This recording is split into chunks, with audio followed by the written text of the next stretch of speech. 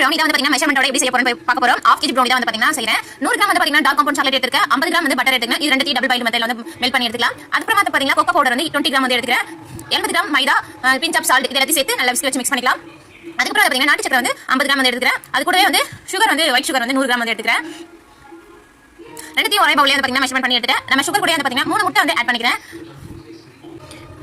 முட்டை ஆட் பண்ணதுக்கு அப்புறமா ஒரு வந்து விஸ்க் வச்சு வந்து பாத்தீங்கன்னா நல்லா சுகர் எல்லாம் மெல்ட் ஆகிற அளவுக்கு வந்து பாத்தீங்கன்னா நம்ம வந்து நல்லா இந்த மாதிரி கையால மிக்ஸ் பண்ணிக்கலாம். சுகர் வந்து நல்லா கரைஞ்சதுக்கு அப்புறமா வந்து பாத்தீங்கன்னா மெல்ட் பண்ண சாக்லேட் பட்டரையும் வந்து ரெண்டு ஆட் பண்ணி இந்த மாதிரி ஒரு டைம் வந்து மிக்ஸ் பண்ணிக்கலாம். மிக்ஸ் பண்ணதுக்கு அப்புறமா நம்ம கோகோ பவுடர் மைதா எடுத்து வச்சல அதை வந்து பாத்தீங்கன்னா இது கூடவே ஆட் பண்ணி நம்ம வந்து நல்லா மிக்ஸ் பண்ணிக்கலாம். கட்டியா இல்லாம ஈவனா வந்து மிக்ஸ் பண்ணனும். இது வந்து பேட்டர் சேர்த்த உடனே என்ன ஆகும்னா கொஞ்சமா கட்டியாகிற மாதிரி இருக்கும். நம்ம வந்து மிக்ஸ் பண்ண நல்லா வந்து பாத்தீங்கன்னா இந்த மாதிரி கன்சிஸ்டன்சி வந்து கிடைச்சிரும். இது வந்து பாத்தீங்கன்னா ஒரு 6 inch ஸ்கொயர் இன்ல தான் வந்து பாத்தீங்கன்னா நான் வந்து ஆட் பண்றேன்.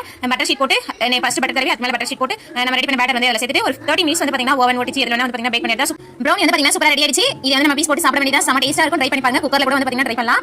பை.